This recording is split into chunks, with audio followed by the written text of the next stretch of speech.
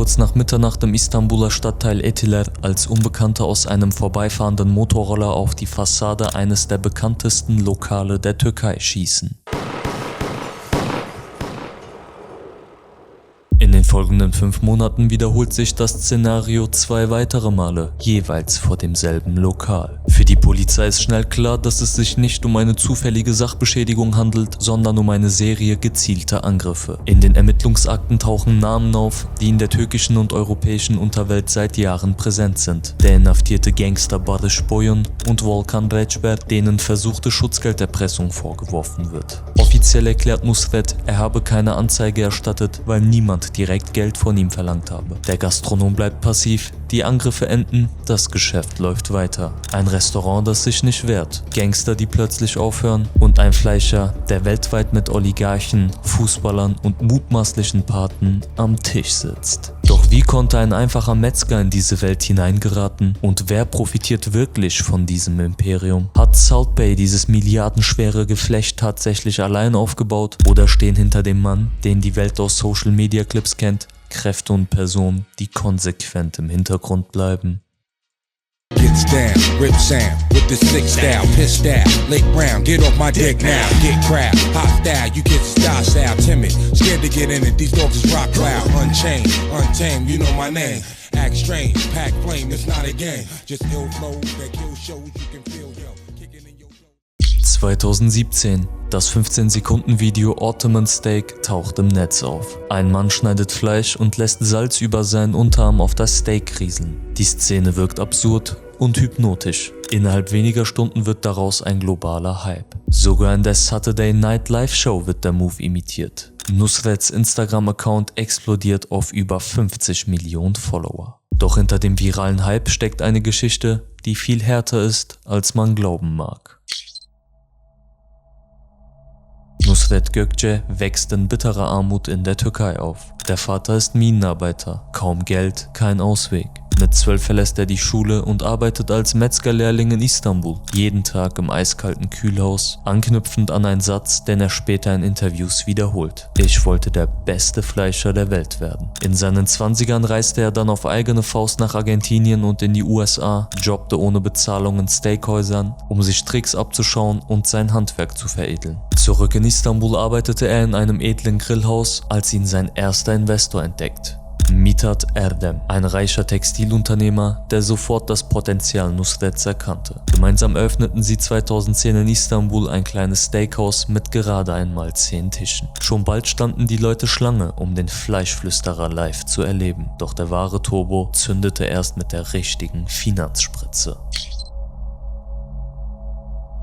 Der entscheidende Sprung erfolgte durch den Einstieg großer Investoren. 2012 stieg die Doğuş Group über ihre Gastronomiesparte Dream bei Nusret ein. Eigentümer und Milliardär Ferit Şahenk gehört zu den reichsten Unternehmern der Türkei. Die Holding ist seit Jahrzehnten in zahlreichen Branchen aktiv. Bau, Medien, Finanzen, Gastronomie. Mit Doğuş als Partner beginnt die internationale Expansion. Filialen in Dubai, Abu Dhabi, Doha, später New York, Miami, London, Mykonos, Beverly Hills. Die Marke Nusret ist damit nicht mehr nur ein lokales Restaurant, sondern Teil eines größeren Gastro-Portfolios, das mit Kapital, Netzwerk und Verhandlungsmacht arbeiten kann. Der Internet-Hype um Salt Bae wird zum globalen Markenbeschleuniger. Der Meme-Effekt erzeugt kostenlose Werbung für die Restaurants. Die Expansion wird kommunikativ von Social Media getragen. Parallel dazu steigen auch internationale Investoren ein. 2018 erwerben der singapurische Staatsfonds Temasek und die britische Metric Capital Anteile an Dream, wozu auch Nusret gehört. In Medienberichten ist von Bewertungen im Bereich von rund 1 Milliarde US-Dollar die Rede.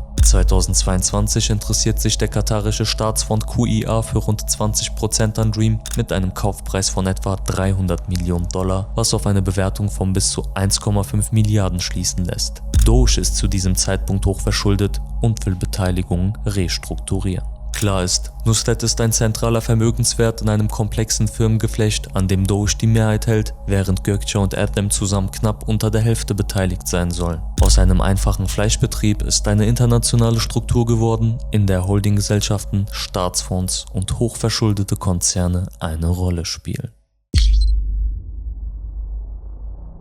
Auf Auf dem Papier wirkt Nusret wie ein globales Erfolgsprojekt. Allein das Londoner Steakhouse in Knightsbridge setzt 2022 über 13 Millionen Pfund um. Weltweit expandiert die Marke auf mehr als 30 Standorte. Doch je höher der Umsatz, desto länger wird die Liste der Probleme. Kritiker sprechen von Show statt Qualität, von goldenen Steaks und mittelmäßigen Tellern. Eine 1800 Pfund Rechnung aus London geht viral und wird zum Symbol einer Luxusmarke, die sich selbst überholt. Gleichzeitig bröckelt die Fassade von innen. Ex-Mitarbeiter berichten von Druck, spontanen Entlassungen, Diskriminierung. In New York endet eine Trinkgeldklage mit $230.000 Entschädigung. Weitere Verfahren folgen, dazu PR-Desaster, der unerlaubte Platzsturm nach dem WM-Finale oder das Video seiner Mutter in bescheidenen Verhältnissen. Der Selfmade-Mythos bekommt Risse. Vor diesem Hintergrund bekommen die Angriffe auf das Restaurant Etiler eine zusätzliche Bedeutungsebene.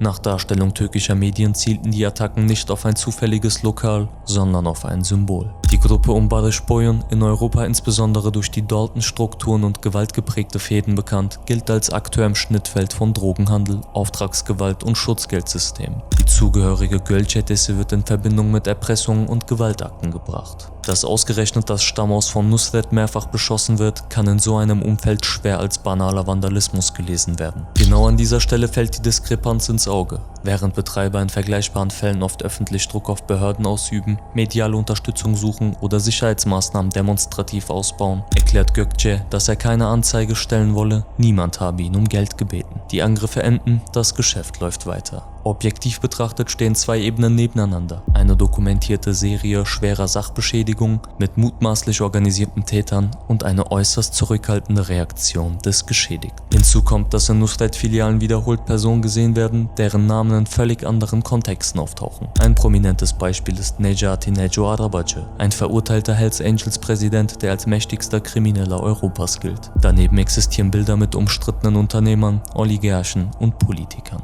Formal ist davon auszugehen, dass ein Gastronom nicht automatisch für die Taten seiner Gäste verantwortlich ist. Faktisch entstehen aber Räume, in denen sich wirtschaftliche, politische und kriminelle Akteure überschneiden. Luxusrestaurants, in denen Bargeld, Kartenumsätze, hochpreisige Produkte und diskrete Services aufeinandertreffen, sind seit Jahrzehnten auch in Ermittlungsakten wieder als mögliche Schnittstellen verdächtiger Finanzströme aufgetaucht. Im Fall von Nusret halten sich Spekulationen, dass extrem hohe Rechnungen, Goldsteaks und teure Champagnerflaschen nicht nur Statussymbole, sondern auch Instrumente sein könnten, um Geldflüsse zu verschleiern. Konkrete gerichtsfeste Beweise für systematische Geldwäsche liegen öffentlich nicht vor. Medienberichte und Brancheninsider greifen diese Theorie dennoch auf, auch weil die Kombination aus hochbewertetem Gastro-Imperium, international verschuldeten Investoren, politisch exponierten Standorten und dokumentierten Kontakten zur Unterwelt in das bekannte Risikoprofil einer möglichen Schattenökonomie passt. Die offenen Fragen liegen in den Zwischenräumen dieser Daten. Warum verzichtet ein international bekannter Unternehmer auf Anzeige, nachdem sein Vorzeigeobjekt mehrfach beschossen wurde? Welche Rolle spielen Netzwerke aus Holdingstrukturen, Staatsfonds und privaten Großinvestoren bei der Stabilisierung des Geschäfts? In welchem Verhältnis stehen die offiziellen Umsätze zu den wiederkehrenden Spekulationen über mögliche Geldwäsche?